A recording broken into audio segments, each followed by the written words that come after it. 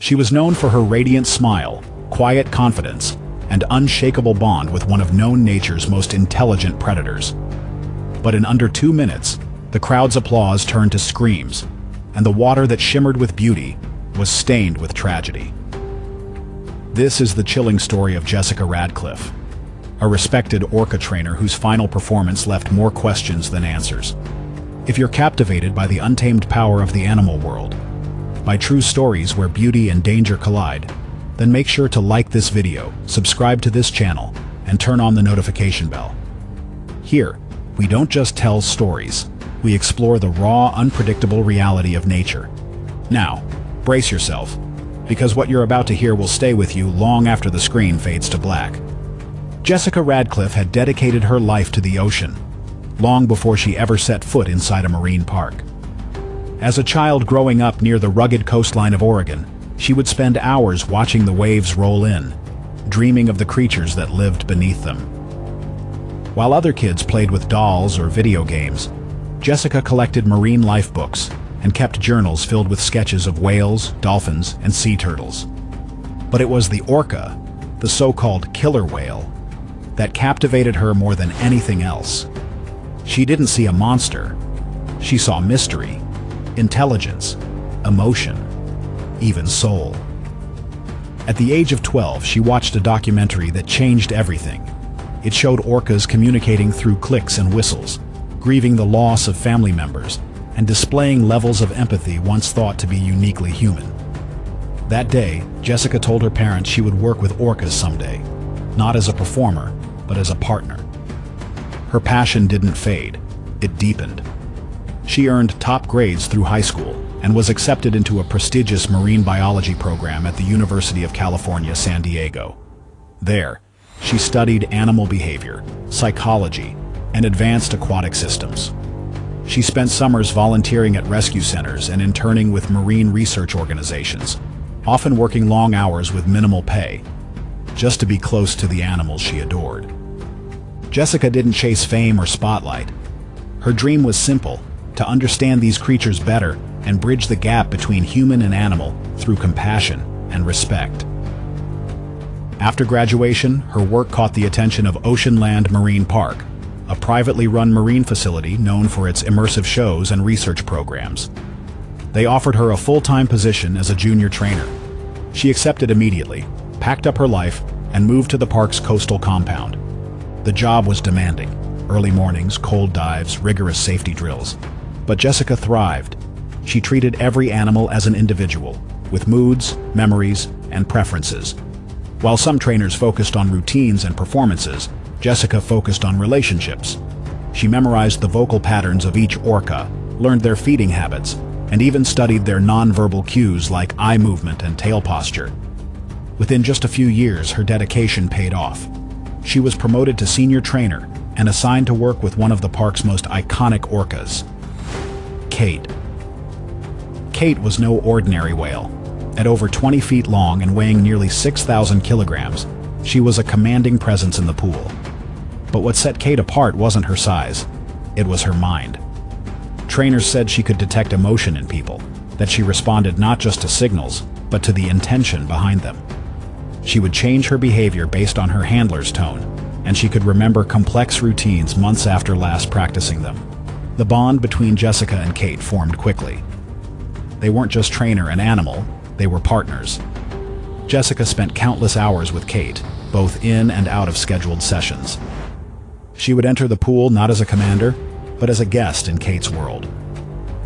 Over time, their trust deepened. Kate responded to Jessica with uncanny precision. She'd follow subtle cues, anticipate movements, and perform with fluid grace. Some staff said Kate even looked for Jessica when she wasn't around, refusing to engage with others until her preferred trainer returned. To the public, their performances were breathtaking. Kate would leap through the air with Jessica balanced confidently on her back. The crowd would erupt as the two danced in water, one human, one giant predator, moving in perfect harmony. Visitors called it magical, staff called it a miracle. And Jessica? She called it trust. Still, behind every performance was a silent acknowledgement. Orcas, for all their beauty, are still wild, still powerful, still unpredictable, and that truth would one day surface in the most heartbreaking way imaginable. Because trust in the animal world is a fragile thing. On the hot afternoon of October 6th, Oceanland's most popular show, Ocean Pulse, was packed. Families filled the stands, kids held dripping cones of cotton candy, and camera phones were everywhere. Jessica stood at the pool's edge, waving to fans. Kate surfaced beside her, water rolling off her slick skin as she responded to Jessica's subtle gestures. The first half of the performance was flawless. Kate followed every cue, twisting, diving, rising up on command. Jessica smiled confidently, high-fiving a fellow trainer before stepping onto Kate's back for their signature finale. The music swelled, the crowd leaned forward, and then Kate paused. It was a hesitation so brief, most people missed it. Jessica gave the signal again. Kate stayed still. Jessica laughed softly and gave a more exaggerated gesture, this time with a verbal cue. That's when Kate dove suddenly, vanishing beneath the surface. For a moment, the audience thought it was a clever stunt. Jessica stood at the edge, waiting. But Kate didn't resurface where she was supposed to. She shot upward, right beneath Jessica, launching her several feet into the air. The crowd gasped. Jessica plunged back into the water. Still, many assumed it was part of the show. Then Kate reappeared and grabbed Jessica by the torso. What happened next is difficult to describe. Kate dragged Jessica underwater with terrifying speed. A few bubbles, then nothing. Seconds passed, then a full minute. Panic began to ripple through the stands. Backup trainers rushed toward the water, calling Kate, using acoustic signals, banging the emergency chime. No response. Then a dark swirl beneath the surface. And something else, the faint outline of Jessica's body, limp, floating upward. The water began to tint red. Guests screamed. Security rushed to usher people out. Children cried as parents covered their eyes and ears. Cameras that once captured playful tricks were now recording horror. When rescue divers retrieved Jessica's body 6 minutes later, her wetsuit was shredded. Massive contusions marked her ribs and abdomen. She wasn't breathing. Medics performed CPR on the pool deck for over 10 minutes, but it was too late.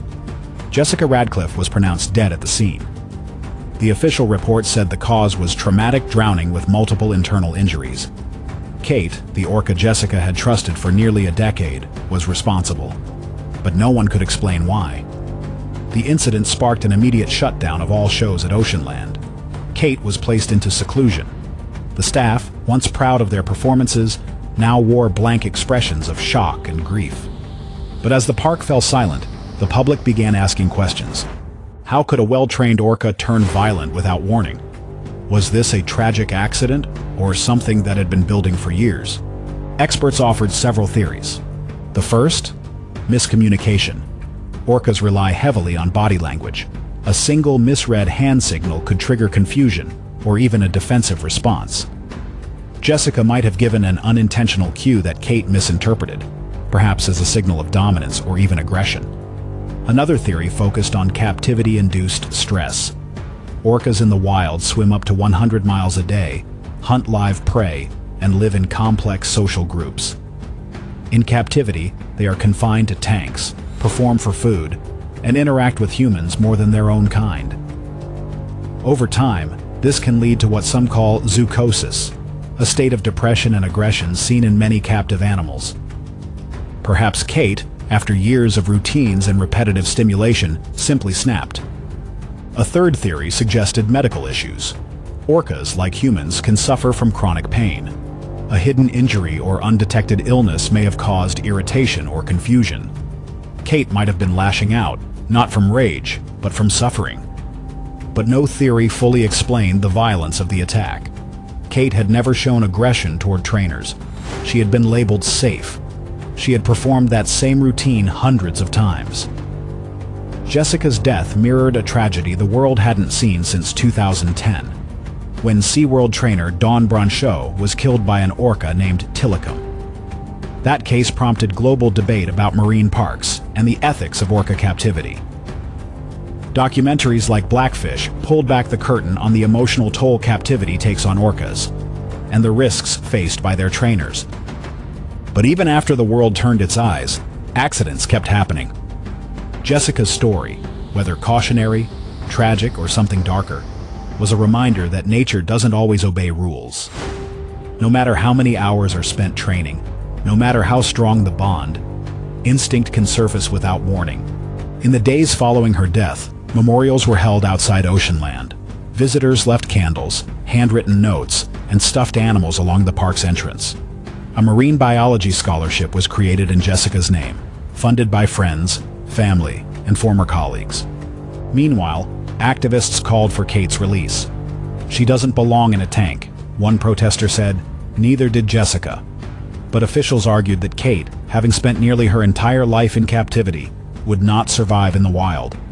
Today, Kate remains in isolation. Some say she hasn't been the same. Trainers report she floats alone for hours, ignoring commands, refusing food. Others claim she's simply unpredictable, no longer fit for performance or contact. Whether or not she remembers what happened that day is a question only nature can answer. The story of Jessica Radcliffe may never be fully understood. No official footage has ever been released. No public trial has been held. Some say the park buried the truth to protect its reputation. Others say there's nothing more to explain. It was a freak accident, a tragic convergence of trust and instinct. But every time an orca leaps through the air in front of an audience, some wonder, could it happen again? Was Jessica a victim of chance, or of a system that puts showmanship above safety? And if a creature as intelligent, as seemingly loyal as Kate can turn, what does that say about the thin line we walk when we seek to tame the wild? Tell us what you believe. Was this a tragedy no one could have seen coming? Or a disaster we chose not to prevent? Let us know in the comments. And if this story moved you, hit like, share, and subscribe to Animal Attacks TV, where the wild gets real.